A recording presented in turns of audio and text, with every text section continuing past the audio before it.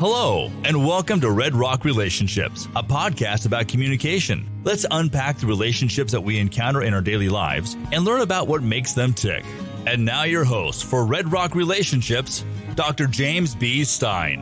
All right. We are back after a fairly long hiatus, but we are back. We're back with our part 2 of the courting process, and to help me unpack all that is a former guest from, all the way back in season 1, Dr. Laura Guerrero. Thanks so much for coming back to the show. Of course, good to see you. You too. And last time we had you here, we talked about jealousy, so we were in a very dark side mood. But now we've got a much more positive spin to our conversation. We're talking about fledgling relationships and, getting to know you time and stuff like that. So hopefully the listeners get to see the more positive side of that. Sounds good. All right. Well, in this third season, we've been talking so much more about really specific elements that contribute to relational communication. And last episode, we had Dr. Lisa Van Raalte on to talk about some of the best ways to, for lack of a better term, flirt with or hit on or pick up people. Now we're going to talk a little bit about dating broadly and some of the ways in which we can shoot our shot without coming off as weird or, creating an awkward environment. And so I can't think of anybody better to help me out with that. Not only are you an expert, but of course you've got 2 daughters who I'm sure have to fend off their fair share of suitors. So why don't we just hop right into it? My first question, I hesitate to ask this question, and I think you'll see why in a minute. But the question is, how does the courting process differ based on age?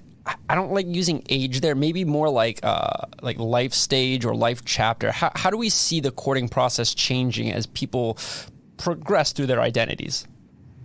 Well, I think surprisingly not as much as you might guess it would. So, one common comment that I get from students when I teach attraction and courtship is, but when you get older, you won't care about how they look, and you'll be more into finding someone who shares your personality and your values. And that's true a little bit, but not as much as we might think.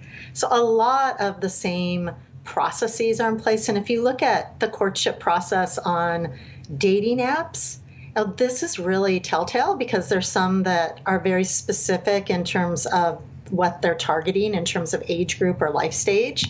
So you have silver singles, and then you have Tinder, and then you have some that, recently widowed or recently divorced. But they all follow the same process pretty much. So the process of courtship doesn't change. I think sometimes the goals do. So when you're younger, you might not be looking for immediately a long-term relationship. You might be looking for more casual kinds of hookups at that stage of your life. But if the right person came along, you'd probably abandon that and go for the relationship. And I think the same is true when you're older. Sometimes you go in thinking, I maybe want something serious, but then you meet people and you're having fun with them, and you think, no, I don't want to stop my life for this person, but I want to still to continue to see them and keep it kind of casual. So I think the goals going in might be a little bit different depending on your life stage.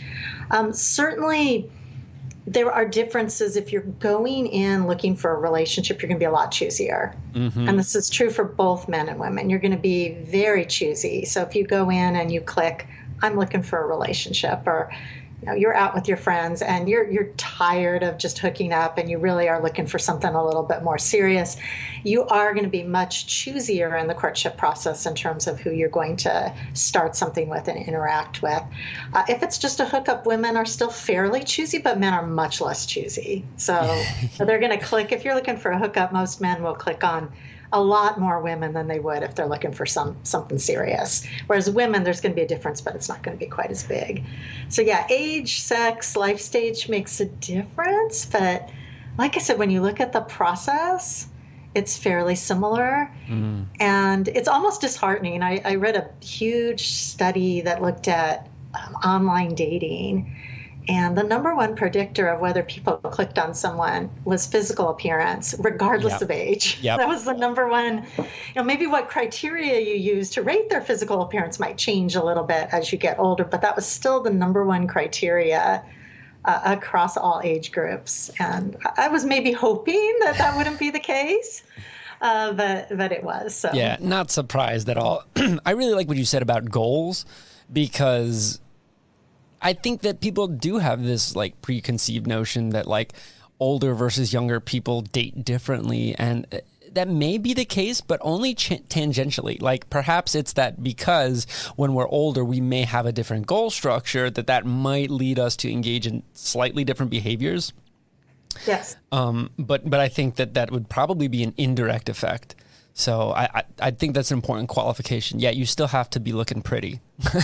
Yeah. And I think it does, like I said, your goals can be fluid. So I think that there are many college students you talk to who will say the last thing they wanted to do was get into a relationship, but they fell in love. Mm-hmm. So they went through the courtship process, and usually men fall in love faster than women, and men are more likely to have the goal of just hooking up.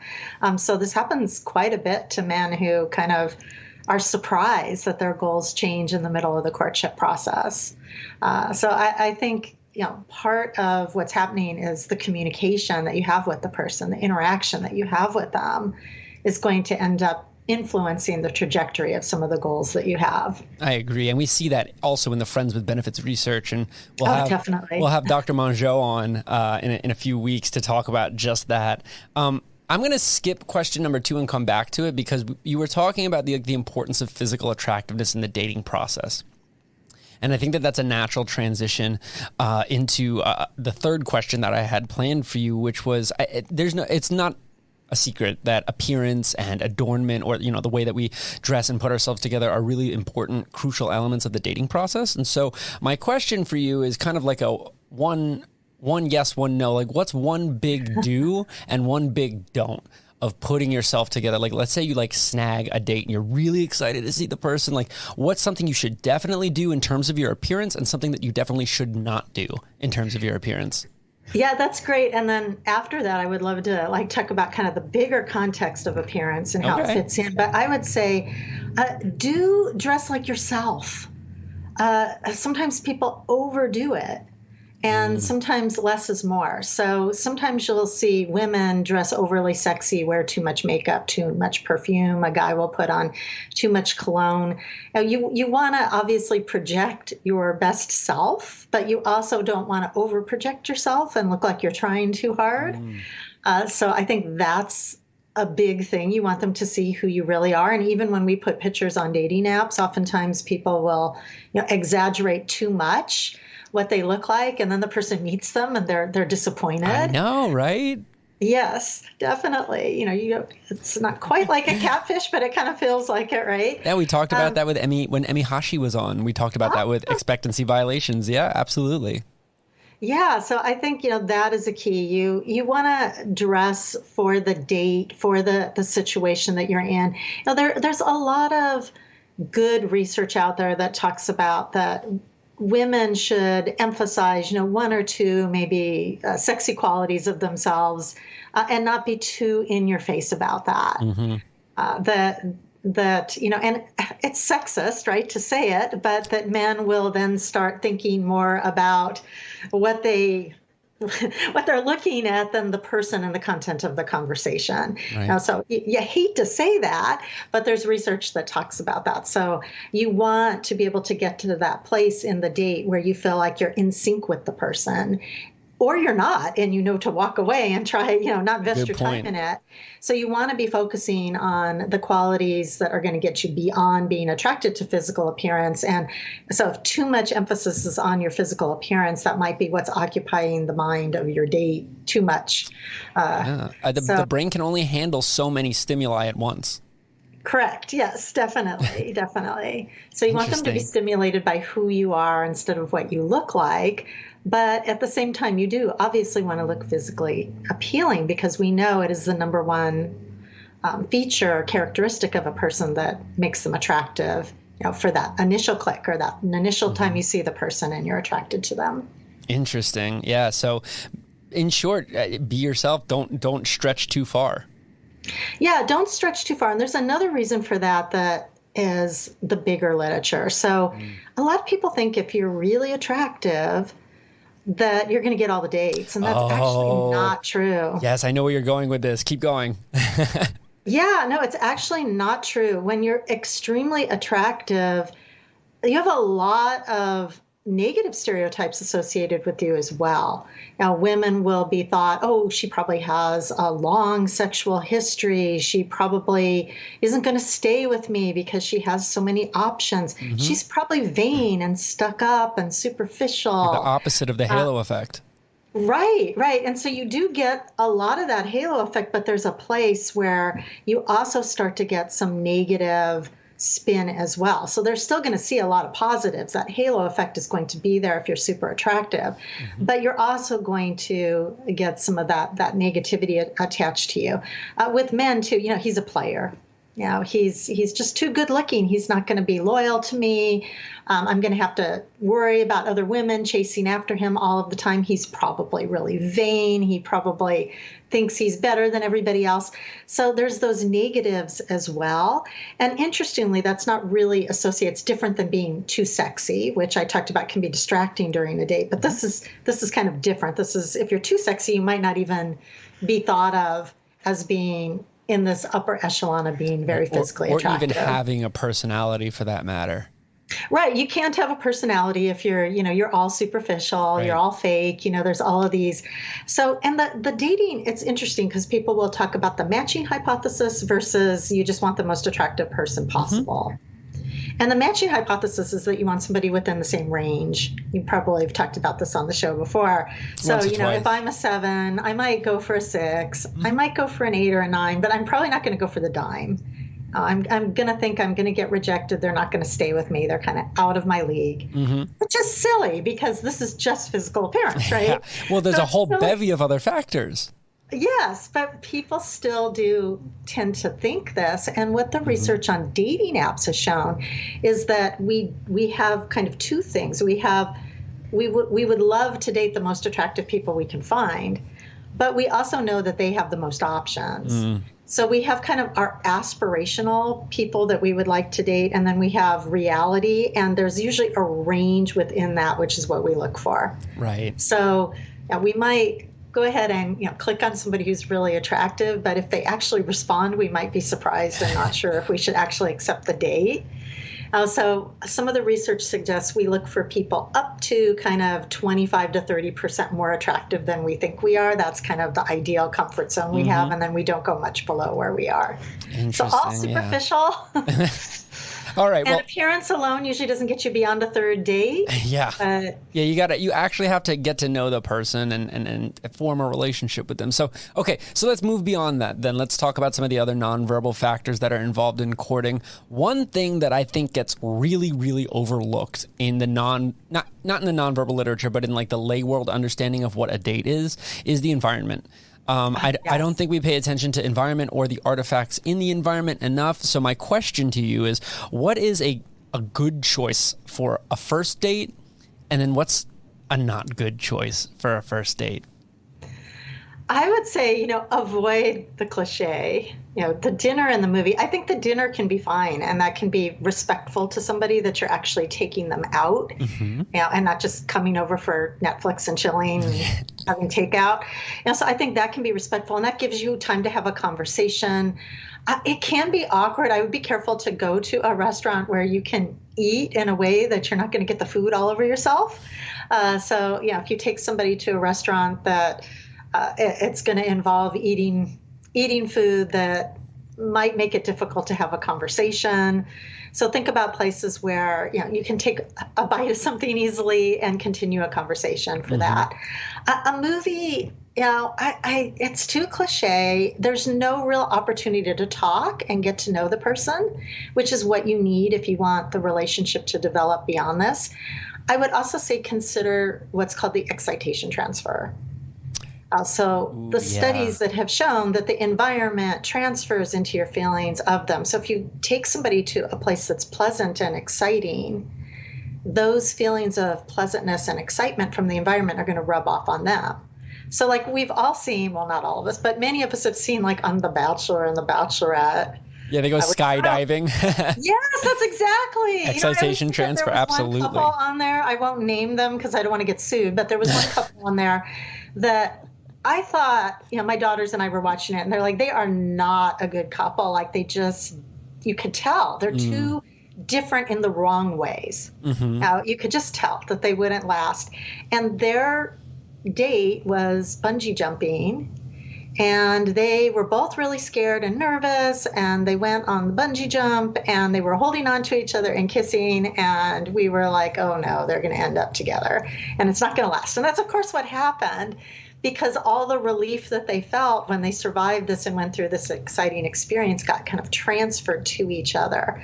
So I wouldn't suggest necessarily going bungee jumping, but notice how all the dates that they set up on those shows, they're romantic, they're exciting, they're different, they're original. And active too, like getting the body moving, getting the adrenaline flowing. Yeah, I think that's a really, really good point. Yeah, so the worst place to go would, taking somebody to see a sad movie, or I had a friend once who somebody took her to the Holocaust exhibit in San Diego, and she said that was the worst first date ever. And that doesn't surprise me. She said it was the museum itself was very fascinating, but she said it was just such a depressing place to go. Yeah, that sounds like a case of emotional contagion to me. Yes. And that's part of this too. And we get emotional contagion from each other. So if we're getting vibes from an environment and that's affecting our mood, then our partner picks up on that, and there's emotional contagion there. So that's part 100%. of, think about where you're taking them, find out what they like. Yeah, right. Oh, what a concept. Yeah. If they like amusement parks, go to Disneyland. If they have a hobby that they like, suggest doing that. Nice. So find out what they like and build that similarity, and then also think of the mood that environment will put you in. Yeah, I think that choosing, like you said, being original and taking a date that involves some sort of activity without putting like pressure on the other person to perform in some way is usually a safe bet. That said, I mean, at least out here in southern Utah, we've got people proposing hikes for a first date. I would say that can carry some problems with it too from an isolation standpoint. Yes. So you want to choose somewhere public as well. Hiking might be a good second or third date once the other person feels comfortable and safe. Yes, and the same with introducing to friends. So, I mean, there's some situations where you could say, okay, you need a date for some function, probably a wedding. I wouldn't make a first date ever, but there might be a work function or something you need to bring somebody. You need to make sure the person's going to be comfortable with that. Because when we introduce people to our family and friends, it usually has a significance associated with it. So I'd be careful about that. The first date usually should be private. And if you really do need to take somebody and you've been talking to somebody for 2 or 3 weeks and this is a first date and you're like, hey, we should stop by, make that a casual part of the date and make sure you have enough time before or after you jump in there to have that time alone with the person. Yeah, good point. Okay, let's say that we've just hit them all out of the park. We are looking good. We are feeling good. We've taken them to a place that they like. But we're still not sure if they're super into us, or maybe it's just like an insecurity thing and you just don't know how to make the move. What are some perhaps subtle or not so subtle nonverbal cues that we might want to be on the lookout for in terms of, is this person interested in me? Or maybe said better, what's a way in which we can do like a little secret test, a non-threatening secret test, non-verbally, to gauge a person's interest? Yeah, and this can be tough because especially with Generation Z and some of the younger millennials, it's cool to not act interested. People don't want to appear desperate. They want to appear like they can take or leave someone. It's kind of built into a lot of their social media. So it is harder now. I think both people want the other person to be the one to show the interest first. And obviously you're on a date, so you know that there is some interest there. But sometimes people are still pretty guarded in this generation. And it's hard too, because when you look at, especially like I said, Gen Z, oftentimes you don't get to date until you've been talking for a while. So people feel a lot of pressure at this point. We've been talking and investing in this, and now we're finally hanging out, and how is this going to go? So people can be really nervous, and that can be misread sometimes as misinterest, or it can make the date go bad because of emotional contagion. So if you feel a lot of pressure and you're nervous, the other person picks up on that. It's going to hit there. I would say the number one thing I would look for is, are they paying attention to you, and do they want to stay on the date? So, they might be nervous. They might not know how to show how they feel, but are they looking at their phone? That's a bad sign. So it's kind of sometimes what they aren't doing. When you move from dinner to something else and you suggest going another place, do they say, no, it's late, I need to go home, or do they want to do those things? Ultimately, to me, that's the number one indicator of interest. And I tell people this too, if you want to find out what the person's intentions are to you. So do they hook up with you and go home, or do they want to spend the night? Do they want to have breakfast with you in the morning? I think it's the same on the date. If they're willing to invest time into being with you, to me, that's the biggest sign that I would look for. I would also look for animation. So regardless if they're nervous or not, usually there's some animation when especially they feel comfortable. So even if they're feeling nervous, at those moments where they feel comfortable and they feel like you've just said something positive to them and given them reinforcement, they're usually going to get animated and look happy about that. And I think that's another thing that you can do. You want to make the other person, if you like them, feel as comfortable as possible. And you don't have to be like, I like you, but you can laugh and you can bring up topics that you think that they're going to be interested in. And if they're not interested, you can move to the next topic. And the more comfortable you make them, the more likely they're to leak out how they feel about you. Yeah. It's funny because we just talked about like affection and intimacy in my nonverbal class. So I feel like I'm sitting in on last week's class right now because we talked about all of this stuff. We talked about like the importance of animation, of, are you nervous? Probably. It's a first date, but how are you, reacting? How are they reacting to your reactions? That can help clarify where things stand. And I think that so often, and maybe I'm just jaded because I've been seeing all of these like TikTok dating coaches saying things like, well, if they look down and then look up and then brush their hair back, it means they're interested. Like, no. Maybe no, even though, like you could say, if you're snapping somebody, like a lot of younger men will say, oh, she doesn't like me because she's taking so long to snap me back. Actually, it's probably the opposite. She's probably making sure she looks good before she snaps you back. Maybe practicing a bunch of times. Yeah, so you can misread a lot of these cues, but there's no one telltale sign. People will say, if your eyebrows go up, if women show their neck. Yes, those are flirtatious cues, but you have to look at the package. And I think the number one thing is, are they interested in being there with you? Yeah. Are they interested in having that conversation with you? And different people are going to show that different ways. But that's the heart of it. Somebody could be fiddling with their hair because they're uncomfortable and nervous. Yeah, maybe it itches. Yeah. Or they could be fiddling with their hair because they're nervous because they like you so much. We don't want to try to get inside people's heads too very much.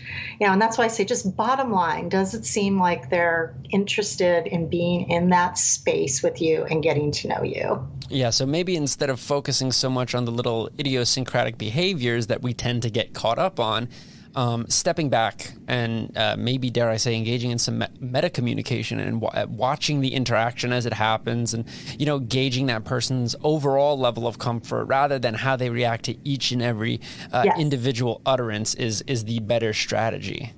Yes, immediacy is usually processed and affection is usually processed globally. So yes, if somebody touches you, you're going to notice that.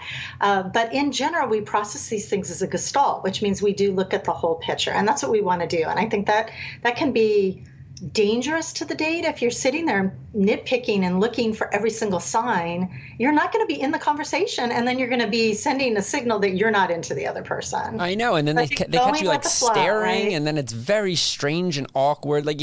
I think that people may spend a little bit too much time focusing on individual behaviors, because I think we're programmed to look for simple solutions to complex issues. But if we can step back, we may be a little bit more successful. Yeah, and then you're overthinking and your mind isn't on them and the conversation. And I think the number one predictor with communication of what's going to make you go on the next date is, was there a good flow? Were you in sync with the other person? So getting out of your head and being in the moment and enjoying the other person, probably one of the best pieces of advice you can give somebody on a first date. Yep. All right. Well, thank you so much, Dr. Guerrero, for joining us once again. Next time, we'll be talking about happiness with Dr. Kamrath. Pleasure having you here as always. Oh, thanks for having me. It's always good to see you, James. We'll talk soon. Okay, take care. Bye-bye. You've been listening to Red Rock Relationships, a podcast about communication. Thank you so much for giving us some of your time. If you'd like to be on the show or have questions for us, please send us an email to redrockrelationships@gmail.com. You can also find us on Facebook, Instagram, Twitter, Spotify, or wherever you listen to your podcasts. Just search Red Rock Relationships. Thank you again. And remember, it all begins with good communication.